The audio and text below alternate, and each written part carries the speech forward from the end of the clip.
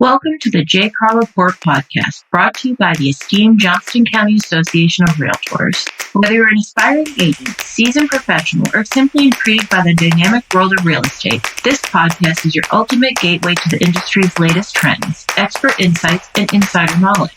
Join us as we unlock the secrets to success, explore market dynamics, share inspiring stories, and provide invaluable tips to help you navigate the ever-evolving real estate landscape. Get ready to embark on a journey of discovery as we empower you with the tools and strategies to thrive in the competitive realm of property transactions. Tune in, stay informed, and elevate your real estate game with the J-Car Report. Hello, everyone. Thank you so much for tuning in. Today, I have the opportunity to speak with Matt Fowler. Matt is a technology executive from Huntsville, Alabama, now based in North Carolina. His first job in real estate was commercial appraiser in 1993, where Matt and a business partner developed one of the first automated valuation models. The company also developed one of the first internet-based MLSs in the country and grew to be a competitor nationally. In 2018, Matt sold Solid Earth to a competitor, FBS, where he served as vice president for 3 years. In 2021, Matt was recruited to be the first independent executive director for TMLS, the 33rd largest MLS in the U.S. and the 8th largest in South Atlantic region. Please join me in welcoming Matt. Well, welcome, Matt. Thank you for joining us today. We're very excited to have you. Thanks, Bonnie. Thanks for having me today. Absolutely. So we're going to go into a little bit on MLS. We're going to talk about the trends, technologies, and trials. Let's start off first talking about the TMLS background, your position, and then the growth and changes that you've seen with Triangle Multi-Listing Services. Sure. Great. I'm the executive director of Triangle Multiple Services based in Cary. I'm the first executive director that Triangle has had that's independent until my position started in December of 21. Triangle has always been managed by the Raleigh Regional Association of Realtors CEO, but the board decided to create an independent, and that's when I started. Great. And have you seen a lot of changes happen with TMLS since this position started? You know, we were just coming out of COVID when I started. So there's a lot of changes on the staff. We've gone remote as an organization. We have employees in 2 countries, 5 states now. Wow. So that's been a big thing. Membership has fluctuated a little bit, gone up a little bit from February to March this year, and I think I'd characterize it as stable. But as an organization, it's the last 5 or 6 years. Yeah, that's great. So, as we talk about MLSs, and there's a lot of changes that are occurring, whether that's the infamous DOJ and all of those conversations, what is Triangle MLS doing to stay present and valuable, not only to the Realtor members, but also to the community and to the people purchasing the homes? Wow. So that's a lot. How are we going to try to be valuable to every person, every possible? Yeah, pretty much. Yeah. So, the first thing that we're thinking about, you mentioned DOJ, the first thing that we're really thinking about when I started was what technologies and services do we currently offer? Are they the best that we could be offering? Are we running the company like a business? Are we investing in our people? Or are we doing what's necessary to be the best developed? It's a question I ask the board during my interviews. And I think the answer to that pretty clearly. So some of the technologies we're using are a little old, maybe not the top rated, stats package, search tool. And I've been doing this for 25 years now and ran an MLS software company for 20 years. I know people who do it better, and really proud to say that the board has supported our investment in change, and we're slowly digitally transforming the organization from a driven it kind of felt maybe like a local office. I don't mean that in a bad way to our public servants out there in tax enforcement, but it's not. But, when you go in there, we have a lot of new product and services coming. We're also building an open and it's a little geeky. What I mean is that we're starting to publish these data services that allow independent brokers and the big to use their own technology to connect. So we don't force them through a software package that we know we code and everybody has code for the next 3 years. Mm-hmm. We're moving away from that, and to maybe stretch that metaphor, we're gonna provide a really good vending machine, and you can pick which one you want. We guarantee they're all going to be cold, and they're all going to be available, but it's a front end of that is very popular. We're the 33rd largest MLS in the country, 8th largest in the Mid-Atlantic. We're big enough to do this. Only 1 or 2 MLSs, notably Silicon Valley, MLS listings.com has done this and gone live with it. So we're going to go from maybe among the slowest to adopt new technologies to among the first. Fast tracking, full throttle with it. So what I'm hearing from that is that first, with bringing the technology in where things are going to be, getting away from the paper and just making it really much easier on the realtor to complete the process from beginning to end, just so they have enough on their plate as it is. They don't need to take 30 minutes to fill out an application or a contract or something. But also, very interesting about kind of making almost like an a la carte or as you said, the vending machine. So what will it look like on the other side? Are you saying that this is going to be kind of almost like an IDX, that they have a choice, or what really? Can you go a little bit more into that? So yeah, sure. That's not a bad analogy. IDX. You get the IDX feed from us, but you get to pick the IDX vendor that you want here. That's the kind of competition that we're building on the MLS. Of our merger with Alamance, we're about to offer correlated matrix to all the Triangle drivers who might prefer matrix. Maybe they work down near Longleaf or primarily up near Burlington, and their agents are comfortable with that product. Currently, we're forcing them to go into MLSs and to use other platforms. And what this has done is it puts the data in both and then let you choose which interface you find more compelling. And this fall, currently the data center for go live of the new MLS system for Triangle. We're launching a new ad listing platform that will be required for all listings that come into the system. They'll come in through RESO web update.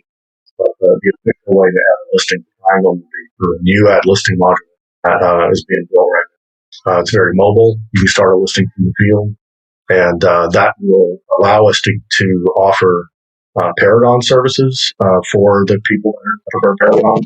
Paragon will just start getting its update from the main Triangle database in the future, and loading those listings to Paragon. So you can do searching and reporting and all on Flex, Paragon, and Matrix in the Triangle. Wow. And I would imagine that would also help for, what everybody talked about, expanding the mapping, expand the area. I think that might allow and make it a little easier for other areas to want to become a part of Triangle MLS, or just expand that area, data share and everything like that. Our goal is to make it easier for everyone. That's super simple. And there is a technology solution to some hassle that a particular driver experiences. We should look into that. I don't think that there is an unlimited scope to geographic expansion. I think there are natural borders to the market around us. We're not Charlotte. I think there's a lot of Carolina in between us and Charlotte. And it makes sense for there to be a Triangle area organization, that's kind of centered around RVU. And it makes sense for us to provide technical services, like run their Gmail or another association that might have 1.5 employees or something. That makes sense to me. But I've had a lot of brokers tell me that, having some business county show up in the MLS system might even be a liability problem. Yes. Because, his or her agents might decide that I can put the property to beat them because they came up in a search. And we're navigating those, what data shares. Yeah, absolutely. The geographical competence aspect of it is very significant. And I think that once you look beyond the bright, shiny new toy, you realize that there's a lot more that goes into it, and that for the agents, they need to understand where they're selling and not just get that area and think that they can roll in there and just willy-nilly it. So there's definitely an expectation of confidence. And you're definitely putting yourself out there as a professional expert. And if you've never sold a house, known it at all, or city, don't tell them what you like. I started life as a real estate appraiser, and it's an violation in the appraisal industry to assign it in an area that you want. Yeah, as it should be. Yeah. So moving away from PMLS a little bit and then kind of just expanding a little bit on trends, what are you seeing out there that you think it's forever evolving, and MLS changes daily pretty much, but what are you seeing that is occurring that you foresee that's going to stick around, that's going to kind of change and reshape MLS as we see it today? Yeah, gosh, that's a great question. I'm glad I got to think about that. I was at I guess it was Inman or something, and one of the former DOJ attorneys that's now working for us was asked a question about how should MLSs evolve in the future. What should they be doing when we get back home, to Raleigh? And he said something that I've heard a bunch of people repeat. He said, do better. Start out by doing better. Read the books about bias, read the book about antitrust. And so in addition to doing better, try and be doing that. Consumers and consumer sentiment is one of the reasons that DOJ done us. Okay, that they think that people agree with them that been going on with organized real estate. And I think there isn't. I think we can prove that. I think that commissions are paid to follow the Absolutely. and I think we can prove that. So transparency is an enormous missing aspect. We've never had a conversation with the general public directly. Yeah. Very intentional. The brokers and lawyers, leading MLS thinkers out there in the world, are telling us to stop, quit, and address the public directly, which we've started doing through media campaigns like the one we ran in Axio starting in December. That picture of a new home buyer standing on her front porch, and the title of the ad says, math teachers can buy a house in Gary today. And we're trying to inspire people who might like to know them in that photograph to think, hey, that's somebody like me who bought a house through this program I can learn about. Maybe we can be when it comes to housing security, housing affordability, and accessibility. We haven't been correlated with that mission in the past. We're about to launch a consumer portal this year that's going to have a lot of consumer protection on it, down payment programs, things that our subscribers might not be highly motivated to talk about for the number of reasons that we are. And we want everyone's brand to be really appreciated. Yeah, I think that's fantastic because, the reality is especially with the way the news is these days, that a lot of people, if they don't know, they have a tendency to almost believe the negative or the bad news that comes into play. That's just automatically how it is. That's human nature, right? And yeah, absolutely. I mean, and it's, if you don't know, then you don't know. And so if we can get out there, because there's more stories, more so like Camille's than there are the negative. And if we can relay that to the general public and understand that times have changed when it comes to pricing and everything like that, but that doesn't make it untouchable, and that generational wealth can be purchased through their first home, and we just need to let people be aware, make it aware, and express that to people. So that's fantastic. I love that you're getting those stories out there, because there's nothing better than a good story to really understand the depths of how something works. As far as, you went a little bit into technology. One thing, we always have the larger brokerages, whether it's Zillow and Redfin and things like that, they are, the amount that they spend on their marketing compared to what your average MLS spends is exorbitant, the difference between the two. So as far as technologies, in order to get that understanding out there, get the voice of the MLSs out there, how, outside of telling stories and kind of letting people know the real side of it, how are you going to get that out there? How are you going to get that out to the consumer, to the realtor, to the general public, and everything like that? Well, that's a lot. We have a new communication plan that started in January this year, and we have posts that we make. The one about Camilla is part of the and we've budgeted 6 or 7 of those this year.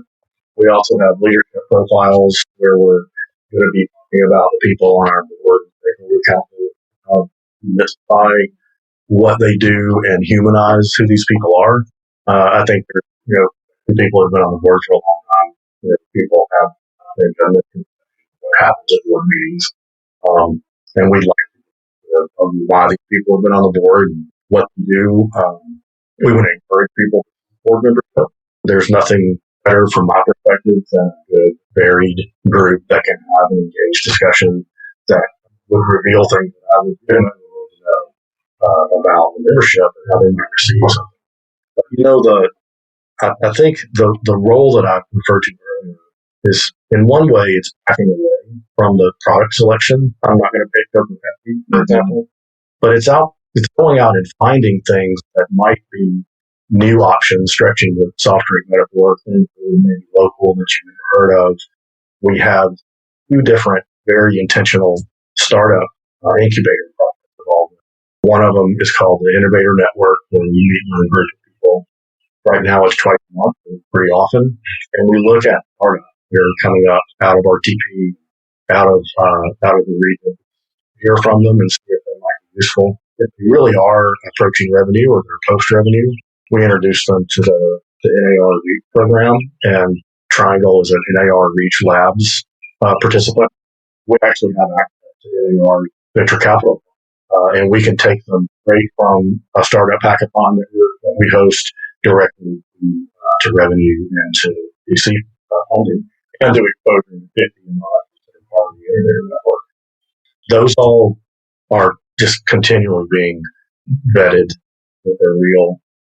Where we found fiberhomes.com, they're about to show up on your dashboard, so that, and on the Paragon system. When you click on the little Fiber Homes button, it'll tell you whether that property has access to broadband, and it's also going to be ID. So you can put on your own website for people that are coming here as gig workers. Fiber is critical. Yeah. So now you can actually, along with the green building fields that we're adding, you can all be able to search for a property that's PERS rated and has fiber. Wow. Yeah, that is very cool. So to go into just a couple more things before we finish up. First is, we've seen that some MLSs are no longer association owned. Do you see that becoming more of a trend? Do you see that becoming a successful part? And it's just, again, another change in MLS and how it's reconfigured over time. How do you see that playing a role in the future? That's a really active conversation across the country. I was talking to our corporate attorney who handles matters for it, who works for lots of other MLSs, and it's an active conversation with them as well. Currently, we're 100% owned by Raleigh, as you know. Although we treat our stakeholders as owners with something like a dividend, yeah, we're interested and have been running task force right now with our latest meeting tomorrow, talking about how to expand that support. So it's in Triangle's best interest for the associations like BigCar to be super healthy and be able to invest in membership, in education, in first-time home buyers. We'd love to see more of that. Absolutely. Just as a way to be involved in housing security, to try and move the needle when it comes to affordable housing, accessible housing, smart land use planning. We through NAR, we have a connection with other think tanks that have really spent a lot of time thinking about how to do growth better. And growth is possible for the Triangle. How we do it, though, is, and I think in the coverage area now, including out there, the variability out there is more different. The conversation about density in Europe is quite different than a conversation about density. Absolutely. And so we don't think Triangle has the control role in those things. We think JCON does. Yeah. If, an additional dividend, an additional way for us to sponsor or financially support something like that, maybe at a regional level, or just here in Johnston County, I think we do a lot more Triangle. That's great. To go back a little bit, we did touch on it a bit, but to go back to the not so fun topic, the litigation aspect and everything that's occurring, how would you, if you had your crystal ball, how would you foresee that playing out? And, how do you think it will impact or change MLS as we see it today? Right. So there's more than one, so it's hard to kind of lump these together. Yeah. But which ones make you the most nervous? Well, I guess the recent ASK certification have a couple of real world impact. Whatever happens, I know the suit. I think we can all expect, late night tort ads, do brand damage in that they make. It's one of the reasons we're trying to get out ahead of this, because we expect the stream of negativity to occur. And that's before we even talk about the case. If you look at the experts from, Rob Hahn, people who write about things, Rob doesn't get paid by saying nothing will happen. Yeah. Neil gets paid. The sky is falling. I'm probably somewhere in the middle. I think Bright MLS's study of commission is an interesting response. Instead of just being quiet about it, they actually commissioned a comprehensive study to determine whether buyer agency commission was worth it. And they indicated that from an economic perspective, that it is. And I believe it is. And I believe that people pay it because they find value in offering, that they get educated buyer offers because they are offering a compensation to the person that's counseling them. If you can work with smarter people, life would be better, right? Absolutely. Right. Yeah. So this is a way to, it's one way to compensate on the end. And I think buyers and our agency is now public in the MLS, and you can see it on the consumer platforms. You can see what the buyer is going to get paid, and they can ask them questions if they're not getting property with a lower rate. Most people try and get the buyer into whatever house the buyer can get them into, and they get paid what they get paid. And it's more on some and less on others, and it all kind of comes out. Yeah. That's how I think buyer reps approach this. So I think the outcome is going to be pretty good. We had a case years ago that I believe resulted in. Yeah, absolutely. I think, change is hard and to sometimes the truth hurts in reality of things, but if it's for the betterment and you see a change that's in a positive direction, then you also have to look at it as that as well. So off topic, and not in the notes that I provided you, tell me, because I want to hear just your general, how do you feel? Tell me what you believe is the value of MLS. So when you have a realtor who comes in and says, I can just put this on Facebook Market, or, I can just throw it on into social media and it'll sell itself, and those kind of things. What is your true value for MLS? What is your belief? Yeah, gosh. So I think it's very simple. Sum of the parts argument. This is a network effect, right? So there's some things have a positive network effect and some things have a negative network effect. And positive just means that the more people who use it, the more valuable. And I've been fortunate to be in management of MLSs all over the country. And it's very common. MLSs in the 90-95% range of all transactions. And it's not even so much that where in that market is great. It's the fact that it's where everything.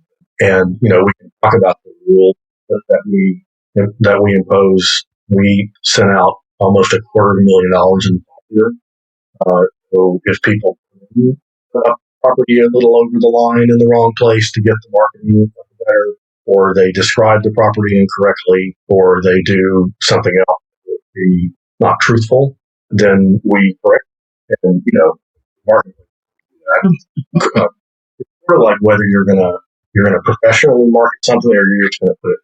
Yeah. And there's an enormous. That's a good way to put it. Yeah. And so, technically it's a lot like that. That's whatever they are, Craigslist. But we are curated. We also do things like full end data, like the green building declaration, things that we've liked and our broker enters the address and some other information. And we fill in all the other stuff from authority, which doesn't happen in other platforms. And there's not another platform where 15,000 people with buyers, are watching that stream obsessively, looking for something that doesn't exist outside the MLS system. I think it's the most open, great blind housing network in the world, and sold a lot in real estate in Australia and England and Eastern Europe, and there's nothing like the MLS anywhere else in the world. And in those places, it does matter who you know. Yeah. Whether you're going to get into the house. And, we're not perfect here, but pretty much if you see a house on one of our IDX websites and you have the money, if you immigrated yesterday or you have made some lifestyle choices, it doesn't matter. You can hire one of our people, you can walk into yours if it's for the present. Yeah. If it's for sale and you have the money and you sell it online, it's yours. Yeah. And that's not true everywhere. Yeah. Interesting. Great. Well, I really appreciate you joining me today. My understanding of MLS is definitely much broader, and your depth of knowledge really brings some interesting facts to the table. So I really appreciate you taking the time to speak to us today. And anything else? Any last thoughts before we head out? I will drop one website for everybody to maybe look at, and it's reso.org, reso.org. And one of the projects we didn't talk about is we're converting the MLS database this year to RESO standards. Yeah. You're going to be able to search for things differently. Some of the labels are going to be a little bit different. It's a much more granular and a better way to search for property. Absolutely. But you'll see that coming in August. Yeah, I'm excited about that. I think that might be a whole new podcast in itself to discuss, but that is definitely, do check that out because it is very interesting how that's going to play a role, and very excited that Triangle MLS is taking that on. So, well, thank you so much, Matt. We appreciate you, and we'll talk to you soon. Thanks, Bonnie. Come back anytime. Thank you for joining us on the J-Car Report, your go-to podcast for all things real estate. We hope you found our discussion insightful and valuable in your real estate endeavors. Remember, knowledge is power in the world of property. Stay informed, stay curious, and never stop exploring the ever-evolving landscape of real estate. If you enjoyed today's episode, be sure to subscribe to the J-Car Report and never miss an update. And don't forget to leave us a review or share a podcast with others who might find it helpful. As always, stay connected with us on social media where we share additional tips, insights, and behind-the-scene content. And if you have any questions or suggestions for future topics, we'd love to hear them from you. Thank you for being a part of the J-Car Report community. Until next time, and remember, the world of real estate is full of opportunities, and we're here to help you seize them.